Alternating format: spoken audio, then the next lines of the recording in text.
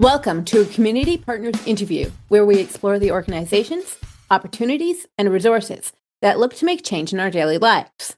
I'm your host, Lilly Cereghini, and you're listening to Voices for Ability Radio, all abilities, all the time. Today, I'm joined by Tyson Elliot, the Director of the Program Supports for the Saskatchewan Alternatives Initiatives Online. Saskatchewan Alternatives Initiatives, or SAI, offers services to people with intellectual disabilities as a unique way to celebrate the value of each individual. At SAI, they embrace a language where subtle word choices represent a deep philosophy of valuing those they support, as well as their colleagues. Thank you for joining us today, Tyson. Thanks for having me.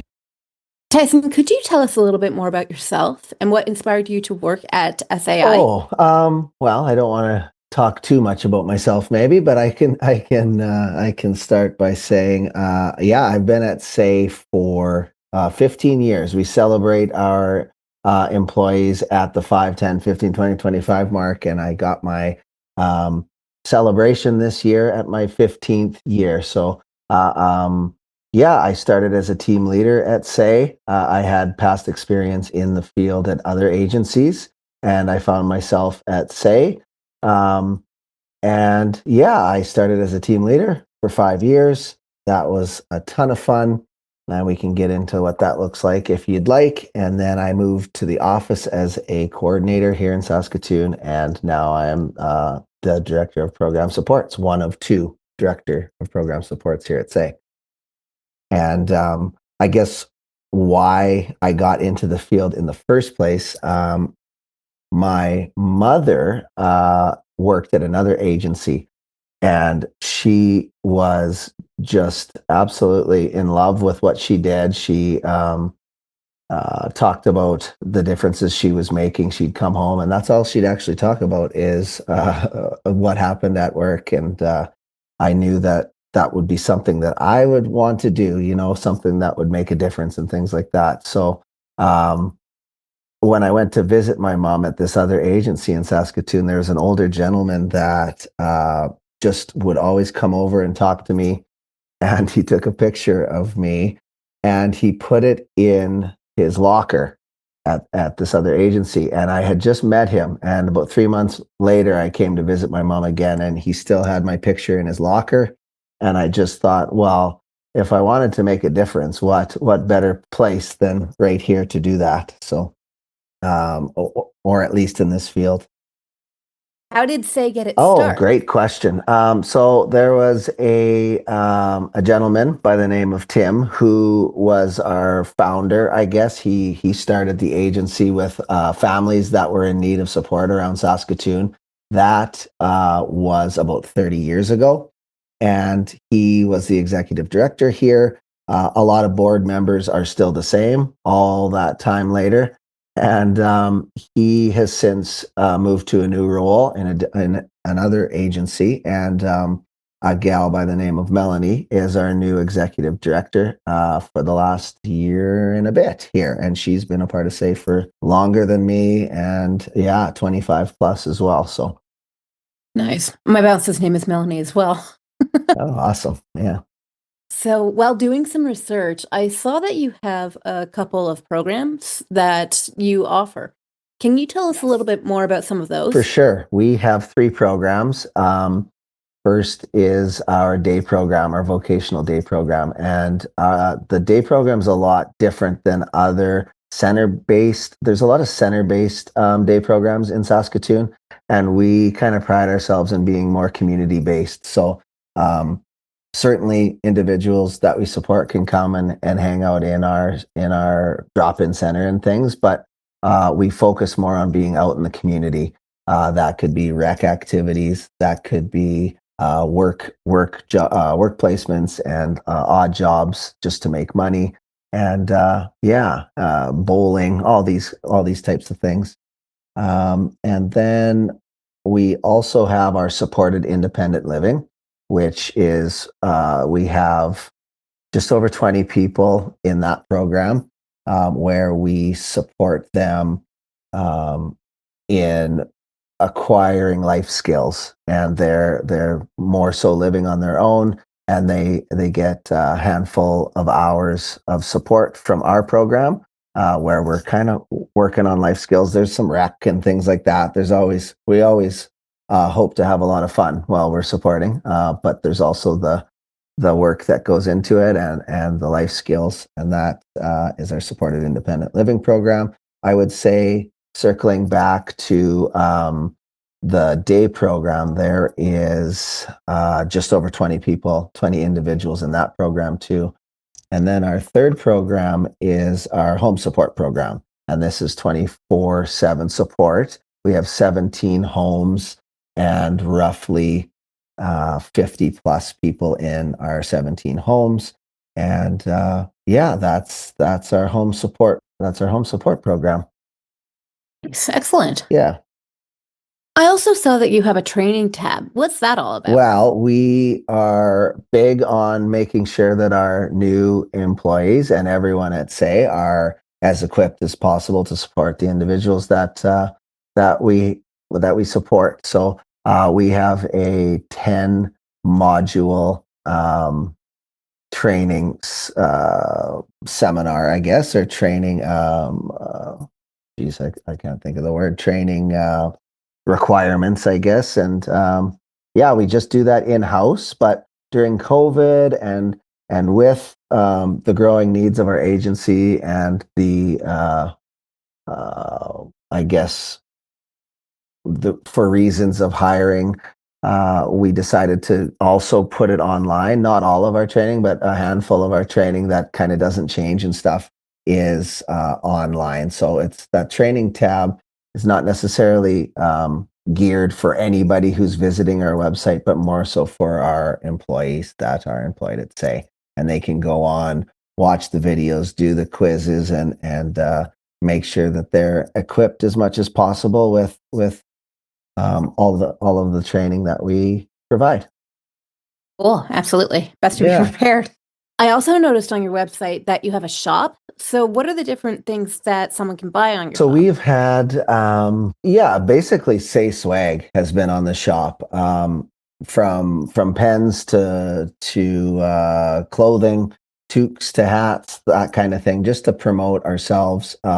Again, it's a little bit more of an internal thing, but certainly that's just because we don't necessarily get a ton of foot traffic to our website from outside folks, but yeah, that's kind of where that lies. I know a couple years ago we used it as a Christmas present to all of our employees, where they would have a credit and they went onto the shop there and picked out something that they wanted to wear and have, and everything was kind of embroidered with our Say logo on there. So just a little bit of promotion at the same time.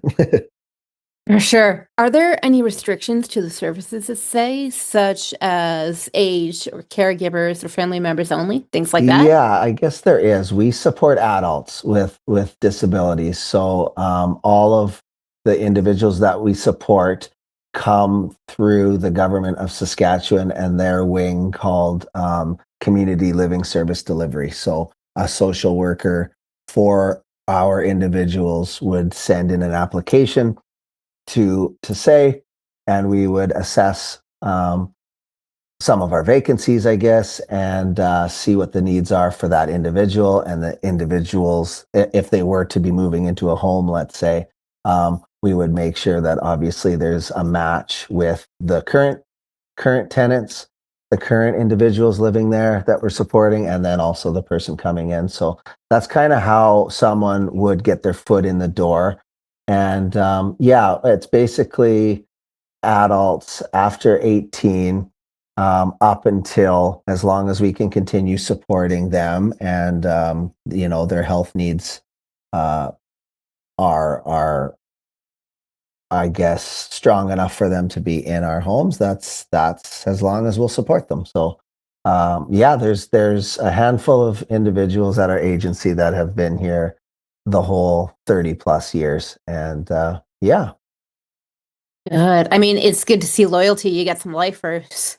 Speaks to the quality of what you That's offer. right. Yeah, that's right. Yeah, everyone kind of I think so. Yeah, I really think that we're um doing a great job here at Say, and you can tell by the employees that are here, and even more so, obviously, the individuals are always so happy and living their best lives in their home Absolutely. and in the other programs too. When it comes to assigning supports or resources, what's the process for determining what supports or resources are required? You mean with just by like hiring someone? Is that kind of more so what you mean? Hiring, but also for your Can participants, you that ask sort it of one thing. more time, please? Sorry. Yeah, yeah. Yes, absolutely. When it comes to assigning supports or resources, what's the process for determining what supports or Oh, I resources are see. required? Yeah, I think that it's important to understand the needs of the individuals that we're supporting. There's a lot of work that goes into um, obviously what they need. The individuals that we support are involved in everything that we're doing. Um, we do not want to be dictating, I guess, their lives. It's tough for some individuals, I guess, because often in life with what is going on in their lives growing up through school and family and those kinds of things, sometimes they don't always have a say in what they're doing and what they need. So we as an agency try to take pride in that and make sure that the individuals are involved in deciding what their program might look like, what they want to do with their time at Say, and who might be supporting them. Good, absolutely. I mean, autonomy is so essential. Without using any names, can you share a success story with me? What supports were put into place when someone asked A for help? success story. I have so many of them. A personal success story, or yeah, geez Louise, there's just so many. There's been Sure. individuals that we've transitioned from um, different homes, different crisis homes. What might be flagged, or that individual might be flagged. Excuse me. That individual might be flagged as a challenging individual to support, and often we support those people, those individuals, and as they develop, no, don't say that. Rewind that. Um, yeah, there's often with the applications that come in with individuals and things, their their life is on paper, which is kind of hard sometimes to read about, and we always want to make sure we're meeting those people where they're at and trying to support them. And once they get to the agency, there's just so many success stories of um, um, individuals being more independent, doing the things that they love, checking goals off their lists as they um, continue to live the lives that they want to live. There's an individual that was quote unquote a more challenging individual, and a success story for me certainly was we got to fly to Toronto and watch the Blue Jays for a series, and go and watch some wrestling too. So I think that was 2016 or 2017, and that was actually the individual that I was originally the team leader for, and it was just such a success and so much fun for both of us, and uh, our friendship developed even stronger after something like that. Um, and I'll never forget those moments, and he didn't either. And yeah, yeah. And then just yesterday, actually, just little things that keep you going and keep reminding you of why you do what you do. There's one of our dudes brought me in a picture here. I'm looking at it now. It's just on the corner of my desk, and uh, we went to a Saskatchewan Roughriders game, and he took a selfie of us. And this must have been last year now. And just yesterday, he pulled it out of a bag and he framed it and he put little stickers around it with both of our names and SAI say is at the top of this frame and it says Saskatoon and me and him are sitting there with all of our rider gear cheering on the Saskatchewan Rough Riders. So just those things are really important and bucket fillers for myself anyway. Yeah, it's nice. Yeah. Absolutely. That sounds fancy, by the way. Yeah.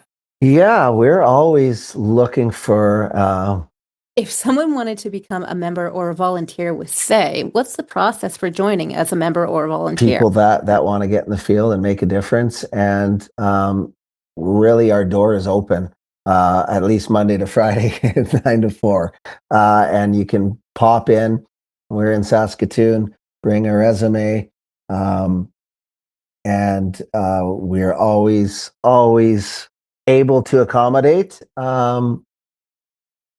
people that apply here. There's also volunteer, not so much necessarily. We don't get a lot of people, but certainly if someone was wanting and willing, there are a lot of opportunities as we actually are a charitable organization too. So we run some charity fundraising events. So that's an opportunity to volunteer time too, just to put in. And our dream fund, if I can self plug that, I guess, because I sit on that board as well and have a lot of fun running activities there and fundraising. So uh, with our individuals, just where they're at financially, we started a committee called the Dream Fund Committee, which raises money for some extra dream type stuff, quality of life for our individuals, and we have four or five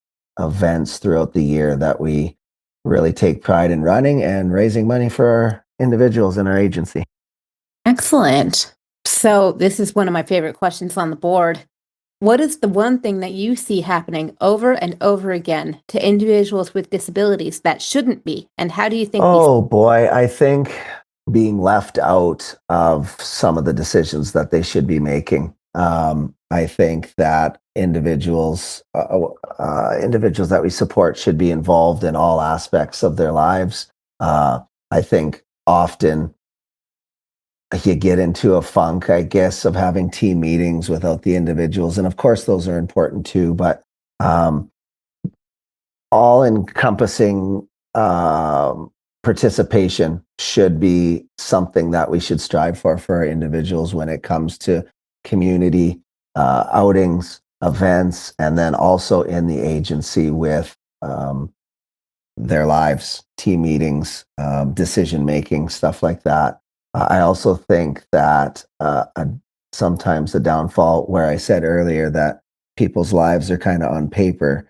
I've been thinking about this more the last little bit here, the last couple of years, and a lot of our individuals, or all of our individuals, have comprehensive support plans, and I think, of course, that's important to have that information, um, and important for new support people coming on, working and supporting that person to kind of understand what's going on. But at the same time, I think some of those reports are dated, and we get stuck in not trying new things because a report from 10 years ago said that you shouldn't do something like that. So um, I feel like that is a downfall of supporting too. So we're trying to strive to look more at that and open things up and being more, uh, I guess, for individuals to have more of a say in their lives. And yeah, try things, fail, and that's okay. And get back up and learn from it, obviously, and keep going. Sure. Yeah. Yeah. Absolutely. I mean, especially with the old, outdated legislations and things, we need to write our own legislation. That's right. Yeah. Yeah. No, for sure. It needs to be um, a little more dated, I guess, updated, and the people that we're talking about should be considered in a lot of the things that we're doing. Certainly. us as individuals with disabilities, it's like, here is what is going to happen, and this is what we are going to do. So, what is the one thing that everybody needs to know about Say? Well, everyone needs to know that we are a person centered agency. Our philosophy is gentle teaching, which is unique to us. There's a few agencies in the country that follow the gentle teaching philosophy. Um, and just in short, it's you're thinking about um, your pillars where we really strive to support our individuals thinking about our words, our eyes, our presence, and our touch. And those are our four tools. And then the four pillars of gentle teaching, too, is making sure that our individuals feel safe, loved, loving, and engaged. So when you feel that love, you'll be able to be loving. And when you feel safe, you'll be able to be more engaged with your supports and in the community. So that is something that the province does talk about, and it is in some of the provincial training throughout all of the agencies in the province. But we definitely are, I guess, one of the first agencies that began following gentle teaching and John McGee's philosophy in how to support individuals with disabilities. Very true. Very true. Yeah. Yeah.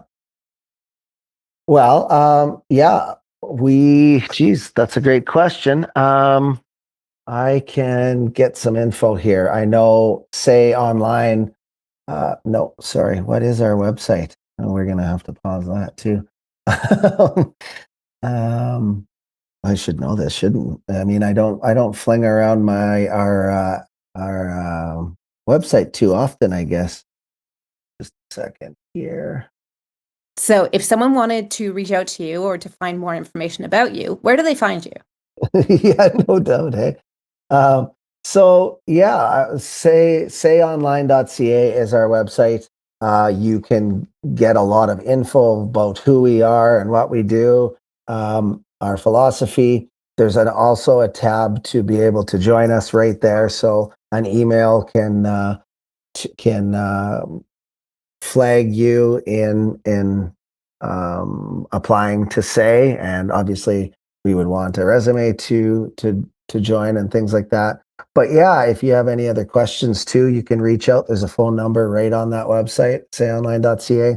And that phone number is the main line here at Say, and there's different coordinators with each program, always willing and able and wanting to spread the news, spread the word about how great Say is, what we do, and we will be here to assist anybody that wants to chat.